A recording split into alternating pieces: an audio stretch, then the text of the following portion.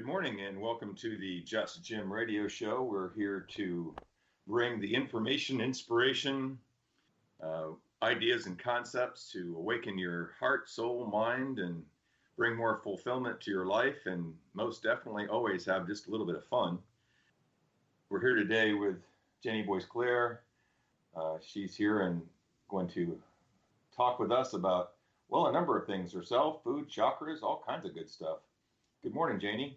Good morning, Jim. How are you this morning, love? I am awesome. Boy, you sent over a bio and a half. I love to see all of who you are and what you do. 5C clairvoyant healer. I'm familiar with the Clairs and being able to have that sight, hearing, touch, smell, taste all clear as channels to spirit is pretty powerful. Looks like you do some assisting of clients by communicating with their loved ones, as mediums do when spirit guides through those 5 sensibilities, helping give people a beautiful journey of connectivity, growth, and enlightenment. I love that. Whoop, whoop. For many years, you have softened hearts and empowered people through your spiritual guidance. You love to help people and reach their spiritual potential and create a better life. It's what rocks your world and fuels your life and your work. 2,000 plus readings and 50 plus TV and radio shows. You've been putting it out there and working with different healings. I like the retrieving recipes from loved ones crossed. I'm a food is a wonderful thing kind of guy. Interesting working with police departments, inmates, and parolees to resolve cases. That's always fun. And finding missing children, family members, and pets especially. Nothing to take away from the children and family members, but pets are like children to us. Working with CEOs, recalling the past for authors, energy work to help executives with casting entertainment. I mean, you really have put yourself out there, have a very wide spectrum of who you are and how you are. A book, I'm Living with Angels, and a new cookbook coming out, Feeding Your Chakras, Reshape Your Life. Working on a television show, The Clairvoyant Gourmet, which we'll talk a bit about. And then you sing and play keyboards and percussionist. Just in case I need something else to do. Just in case. With Tony, as we'll be talking to later, and the two of you coming to share your energy and music with us at Sarasota Center of Light. So, wow. I mean, there's just so much going on there with you. Getting a chance to get to know you and feeling and sensing who you are and how you bring yourself to the world is really great. I've been enjoying it. Tell me a little bit about how all this got started for you, and where and when you might have started noticing different things showing up for your clairvoyance or your clairaudience or the clairs that you're sensitive to. Well, I know that my mom noticed it when I was young, like in the 6-year or 7-year-old range. She talks about me telling all the neighborhood kids what they were going to be when they grew up, and apparently out of 7, I got 5 right at 6 years old. So I guess I had a little bit of sharpness at that point. When I personally started noticing was in high school. I struggled real hard with science and history, and I started looking to the sky and say, why don't you come and talk to me and tell me how you created this so I don't get an F on this test? And suddenly people started coming in and explaining their scientific discoveries. So for me, I personally started really recognizing that I had something different or unusual in my high school years. My peers would come to me and ask me all their questions about what college should they go to and their future and their boyfriends and how to handle their parents and all of that kind of stuff. So it really became evident to me in my high school years. But I didn't actually start messing around publicly with it until probably in my 40s. Which I'm 57 now, so it's been a bit. Well, and that's kind of cool, though. I mean, there are those who, naturally find out that they are like you did, and yet, it was as you then found yourself in life and began to really return to as a child and in high school these gifts, these sensitivities that you had. And then following them, I think with the world always looking for different answers and different ways to do things, you choosing to follow that path, and not necessarily in the traditional way, is a beautiful thing for your purpose, but for everybody who's benefited from it. And for me, honestly, it took the passing of my father at 45 for me to decide that I really needed to step in, because I got such a strong understanding of what connectivity could do for the heart and to heal. And I realized when I was able to connect and chat with my dad and get closure for myself, how valuable that had to be for everybody else. And that was when I really decided I needed to change direction in my corporate life and really put 100% of my effort into the talents that spirit had given me. Well, in being a medium, I know exactly what you mean. Even giving messages last night and having people have the opportunity to reconnect, and many times in a different way than they were when they were here with loved ones, is such a gift, not just for bereavement, but just to allow people to release and have closure, like you're talking about, and move forward. Right. And so, as you had that kind of epiphany or that shift or that connection with your dad, and you began to move in this direction, what are some of the things that have gone on for you that have been fun or exciting in your career?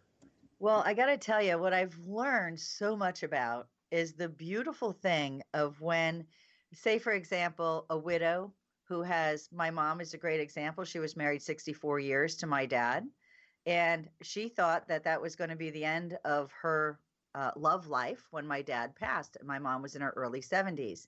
But when my dad came through to her and expressed to her that her finding love again was going to be in no way a disrespect to their 64 years, it brought her back to awareness of there could be more love in my life.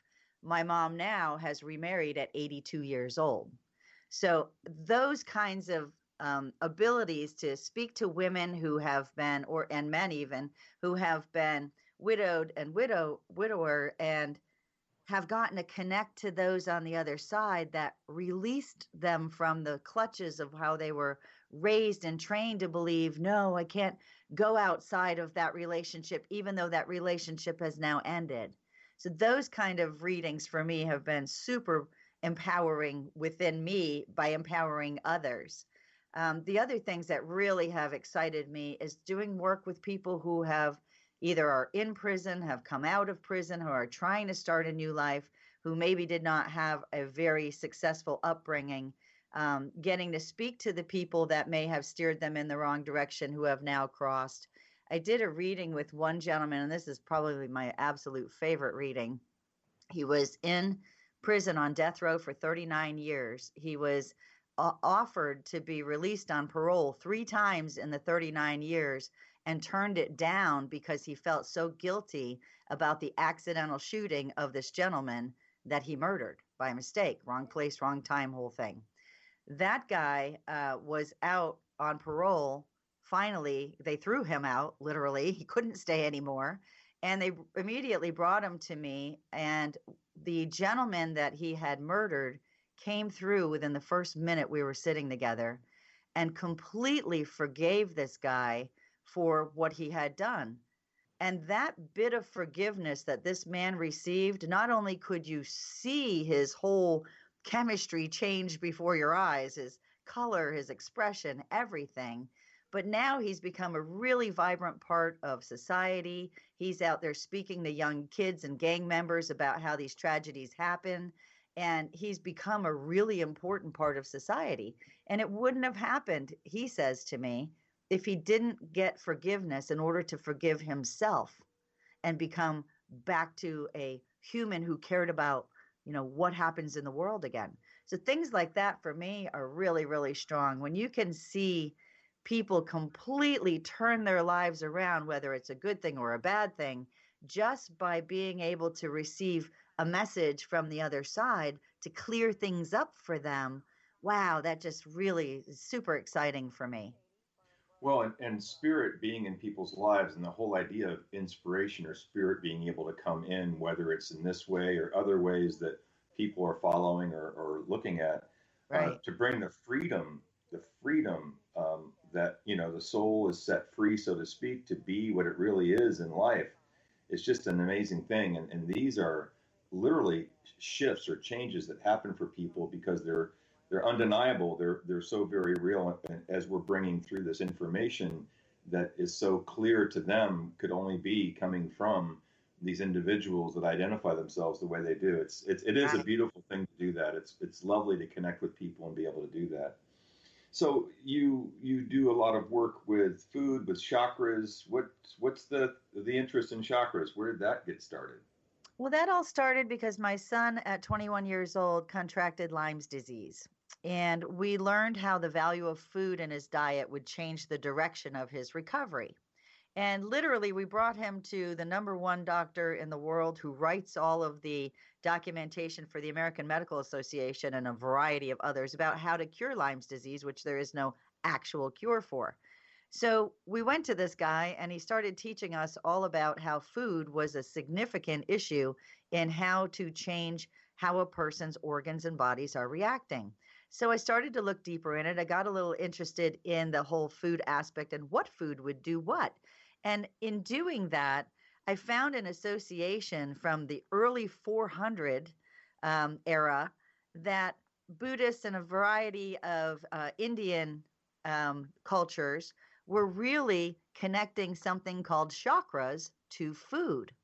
And chakras are your energy systems in your body. There's 7 wheels, there's a bunch of wheels, but mainly 7 that spin and spin and spin the blood, the circulation, the air, the everything that your organs need. The chakras flow your organs functioning. So when I learned that certain foods would help these wheels spin better to connect to certain organs and fix certain things or correct the issues with certain things, it really opened my eyes to, wow, if you actually eat the right stuff, you can literally work your chakras in a way that not only helps your body physically, but it helps your brain to be clear so you can literally connect better to spirit, understand what you're hearing, recognize the things that are being said to you from the other side. It was just totally a win-win situation for me.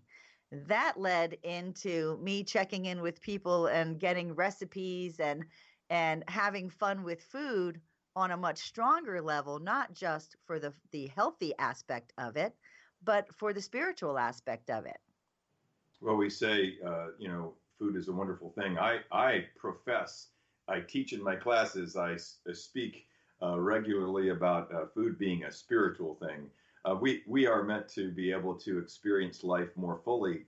And it makes so perfect sense when you look at the systems of the body, the way the nerves work with the spinal cord, where the chakras are aligned, and how these energy centers have different frequencies and different connections to these different places within our physiological being, then what you consume would feed that energy and vibration that's, bringing what's necessary to various areas of the body physiologically, obviously bringing balance to your emotions, clearer mind, more open awareness and consciousness. My God, it makes absolute perfect sense. We're so focused so frequently on our diet related to weight or maybe this particular Right. thing that's going on with our blood pressure or cholesterol, but let's take it to the metaphysical, above the physical level. And here's where we can really get clear, clean, open, and balanced and harmonized within ourselves, and therefore opening the channel to be able to experience our own consciousness and mass consciousness and connection with spirit more clearly. Wow, Right. Now, good if stuff. just take the heart chakra for an example, the heart chakra is the color of green, is what you would feed yourself in order to help the heart chakra. But look at what the heart chakra takes care of your lungs, your immune system. Now, how many people connect your immune system with your heart? Probably nobody. Right, right. Your blood pressure is all about your heart. We know that one. Your circulation, your thymus, your lymph nodes. But as far as emotion,